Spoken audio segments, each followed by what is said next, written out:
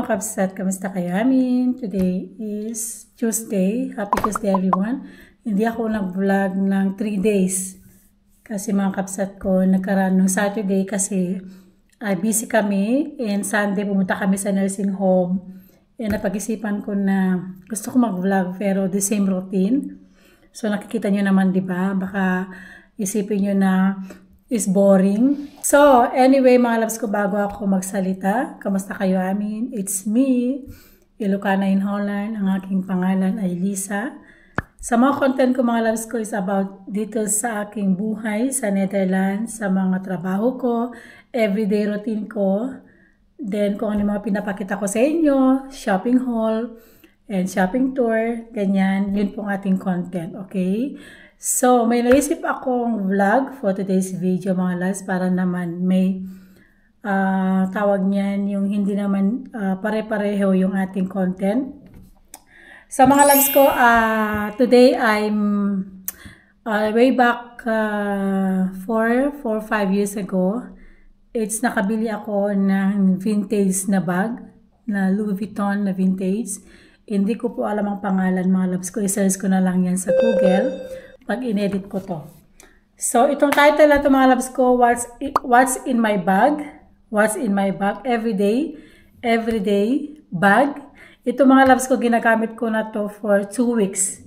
Kasi, sasabihin ko sa inyo kung bakit. Kasi ako mga loves ko, lahat naman tayo, marami tayong bag. Pero minsan kasi, meron tayong isang option na nagugustuhan natin. Lalo kung nagagamit natin everyday. Lalo kung hindi siya hassle.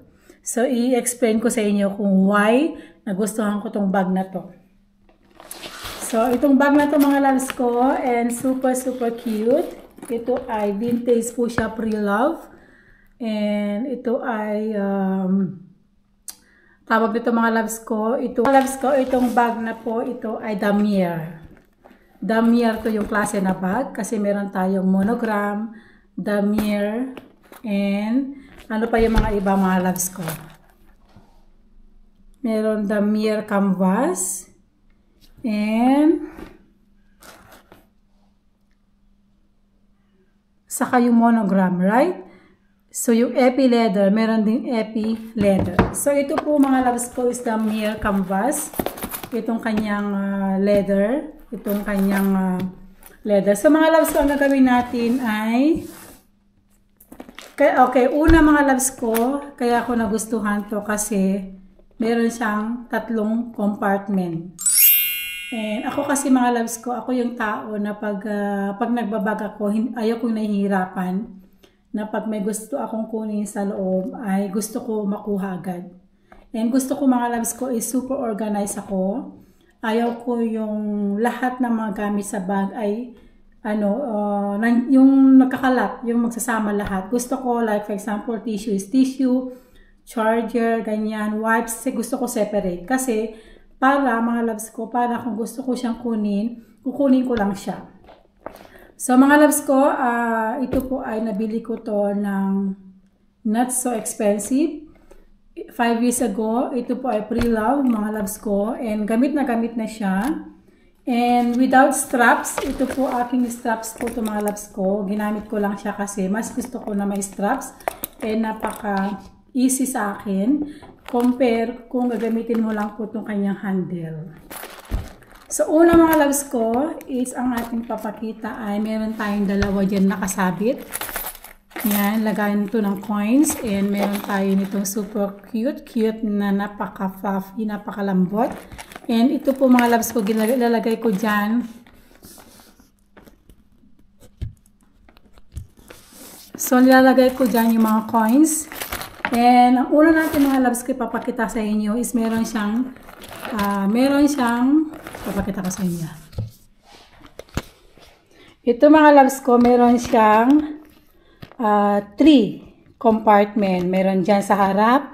Meron dito, meron isang zipper dyan, may isang bulsa dyan. And meron dito. Kaya ko po siya nagustuhan kasi napaka-organized. Okay? So, ngayon, ipapakita ko sa inyo mga loves ko yung ating laman. Super dami niyang pwedeng malamanan compare sa iba kong bag.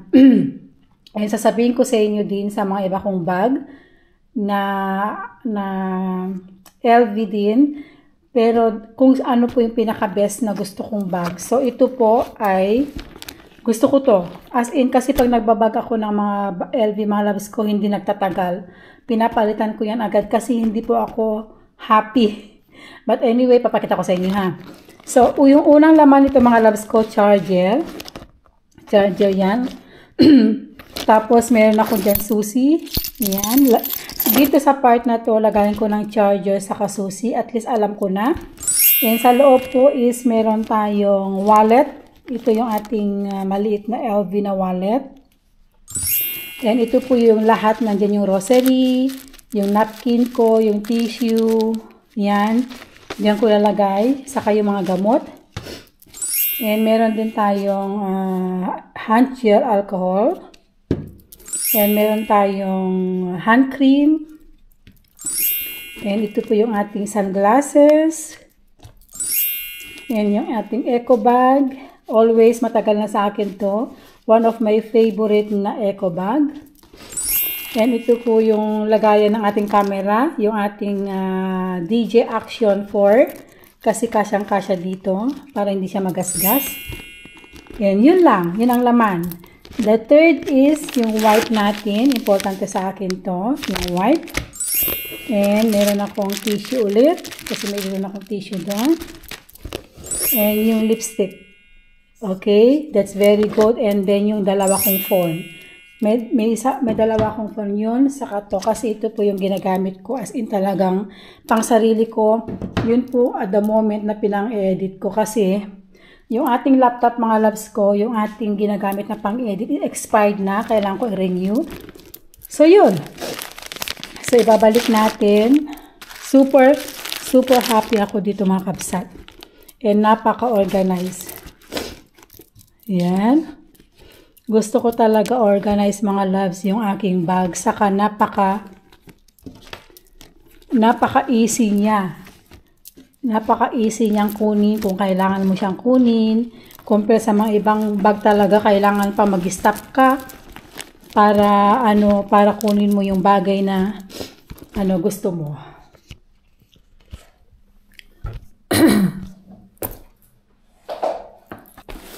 So, yung mga loves, kaya nagustuhan ko tong bag na to, it's napaka-easy lang.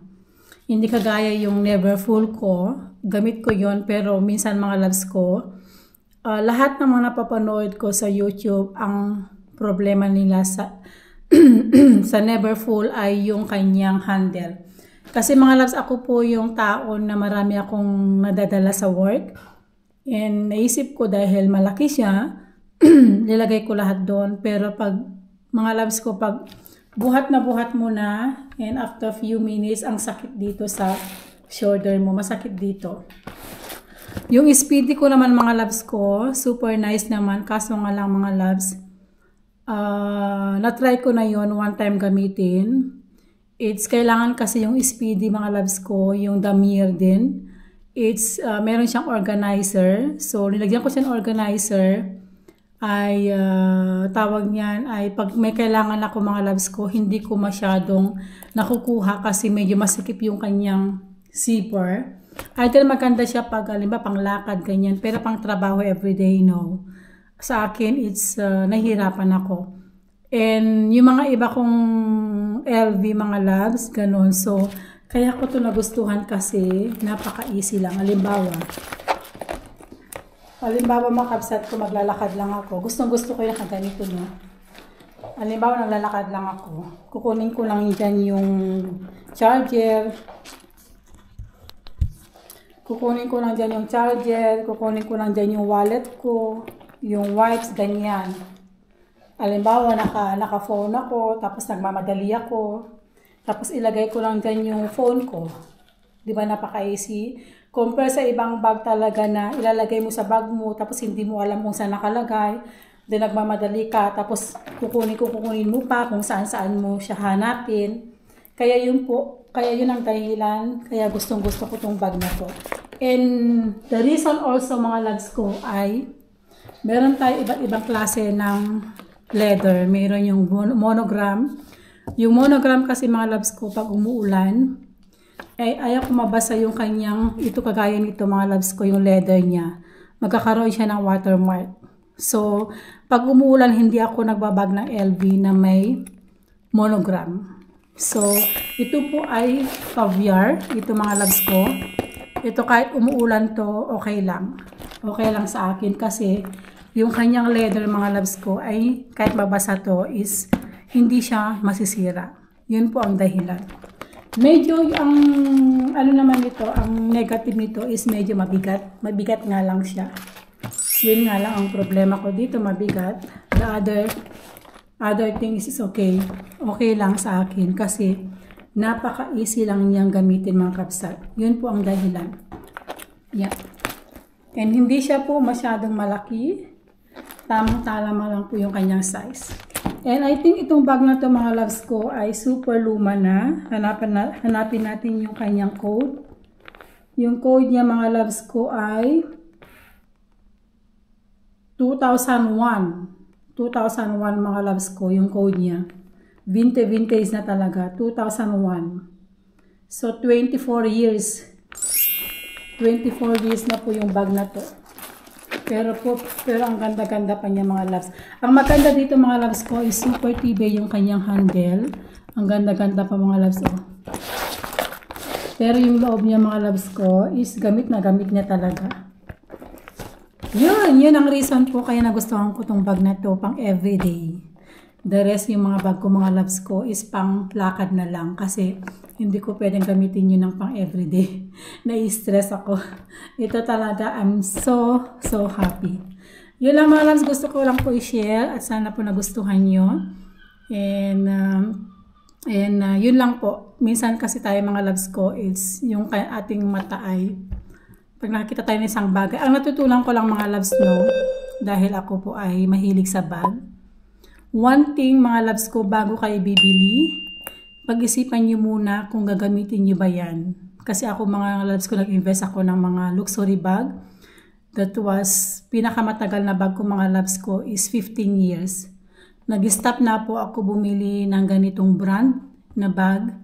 That was 5 years ago, hindi na po ako bumibili. Sabi ko, naisip ko sarili ko na why na marami akong nabibili, hindi ko naman nagagamit. Yes, so ngayon okay na po ako. Hindi na ako, happy na ako sa lahat ng mayroon ako. Ang gusto ko lang ngayon sa buhay ko is mag-ipon ng pera, yun na lang. Para pag tumanda tayo mga loves ko, meron tayong magagamit. So sa mga bagay na to mga loves ko, pag tumanda ako ito, ibibigay ko na lang to sa lahat sa mga pamangkin ko sa Pinas. Or ibebenta ko, di ba? So yun lang. And sana po nag-enjoy kayo. And pinakita ko lang po yung ating everyday bag. Was inside my bag. Diba? And super love ko tong bag na to mga loves ko. That's it. Thank you so much. And sana nag-enjoy kayo. Please do like and comment, share, and mag-subscribe. Okay? And see you again on my next one. Mega love shout out sa inyo lahat. Mag-comment kayo sa baba please. Kung sino kayo, kung sino yung nanonood. Okay? And then next time, anong gusto niyo po aking ipopost, i-video, gagawin ko po. Gusto niyo ba ng mga bags? Gusto niyo ba ng mga grocery haul? Mga travel? Di ako nagta-travel. Anyway, sorry. And the rest. Bye! God bless everyone.